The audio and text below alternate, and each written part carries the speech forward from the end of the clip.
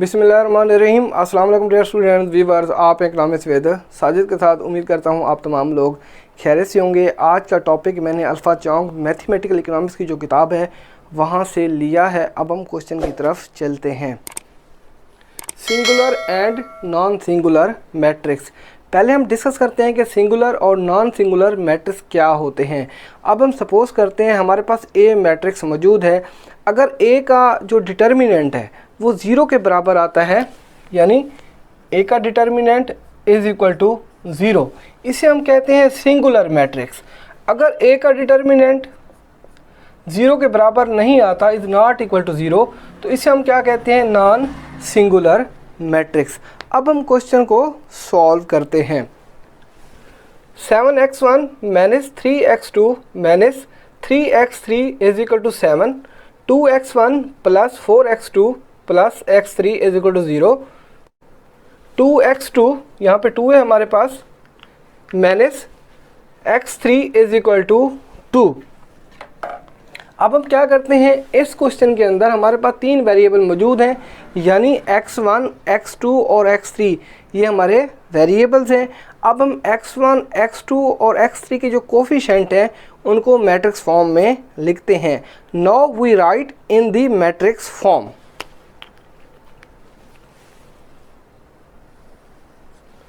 x1 का coefficient क्या है, 7, यहाँ पे 7 लिखते हैं।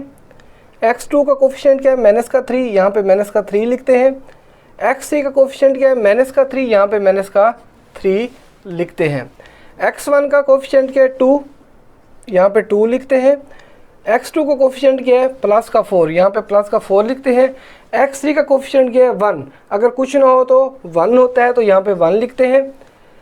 x1 यहाँ पे वेरिएबल मौजूद नहीं है तो हम ये सपोज करते हैं यहाँ पे 0 होता है, यहाँ पे 0 लिखते हैं। x2 का कोफिशिएंट क्या है, माइनस का 2, यहाँ पे माइनस का 2 लिखते हैं। x3 का कोफिशिएंट क्या है, माइनस का 1, यहाँ पे माइनस का 1 लिखते हैं। अब हम वेरिएबल लिखते हैं x1, x2, x3, उसके बाद कांस्टेंट वैल्यू लिखते हैं 7, 0 और ये 2।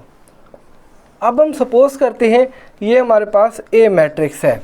अब हम ए मैट्रिक्स का डिटर्मिनेंट फाइंड करते हैं।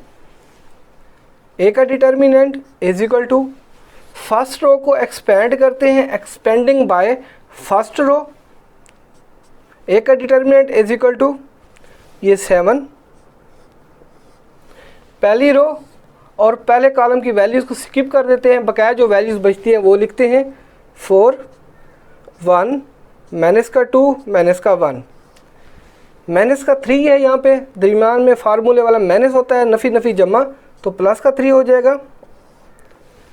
पहली रो और दूसरे कॉलम की वैल्यूज़ को स्किप कर देते हैं, बकाया जो वैल्यूज़ बचती हैं वो लिखेंगे 2, 1, 0, माइनस का 1, माइनस का 3, पहली रो ये हमारे पास, और तीसरे कॉलम की वैल्यूज़ को स्किप कर देते हैं, बकाया जो वैल्यूज़ बचती हैं वो लिखते हैं 2, 4, 0, माइनस का 2, 0, माइनस का 2। मज़ीद सिंप्लीफाई करते हैं। ए का determinant is equal to 7, minus के 1 को प्लस के 4 से मल्टीप्लाई करते हैं, जमा नफ़ी नफ़ी तो माइनस का 4 आता है, नफ़ी के 2 को प्लस के 1 से मल्टीप्लाई करते हैं, दरमियान में फार्मूले वाला माइनस होता है, नफ़ी नफ़ी जमा तो प्लस का हमारे पास 2 आता है, प्लस का 3, माइनस के 1 को प्लस के 2 से मल्टीप्लाई करते हैं, जमा नफ़ी नफ़ी तो माइनस का 2 आता है, 0 को प्लस के 1 से मल्टीप्लाई करते हैं, दरमियान में फार्मूले वाला माइनस होता है, जमा नफ़ी नफ़ी यानी माइनस का 0 आता है, माइनस का 3, माइनस के 2 को प्लस के 2 से मल्टीप्लाई करते हैं तो हमारे पास क्या आता है, माइनस का 4, 0 को प्लस के 4 से मल्टीप्लाई करते हैं, दरमियान में फार्मूले वाला माइनस होता है, जमा नफ़ी नफ़ी तो माइनस का 0 आता है। ए का determinant is equal to 7, minus के 4 में से प्लस के 2 को लेस करते हैं तो हमारे पास माइनस का 2 आता है, प्लस का 3, माइनस के 2 में से माइनस के 0 को लेस करते हैं तो माइनस का हमारे पास 2 आता है, माइनस का 3, माइनस के 4 में से माइनस यानी 0 को लेस करते हैं तो हमारे पास क्या आता है, माइनस का 4 आता है। ए का डिटर्मिनेंट इज इक्वल टू 7 को माइनस के 2 से मल्टीप्लाई करते हैं, जमा नफ़ी क्या होगा, नफ़ी, तो माइनस का 14 आता है। प्लस के 3 को माइनस के 2 से मल्टीप्लाई करते हैं, जमा नफ़ी नफ़ी, तो माइनस का हमारे पास क्या आता है, 6 आता है। माइनस के 3 को माइनस के 4 से मल्टीप्लाई करते हैं, नफ़ी नफ़ी जमा, तो जमा का आता है हमारे पास 12। यहाँ पे इसको मज़ीद सिंप्लीफाई करते हैं। ए का determinant is equal to minus का 14 और माइनस का 6, इन दोनों वैल्यूज़ को जमा करते हैं और अलामत माइनस की आएगी, तो माइनस का 20 आता है प्लस का 12। ए का determinant is equal to minus के 20 में से प्लस के 12 को लेस करते हैं तो माइनस का 8 आता है, इज़ नॉट इक्वल टू 0। ये जो ए का डिटर्मिनेंट है नॉन सिंगुलर मैट्रिक्स, ये हमारा क्या है, आंसर है।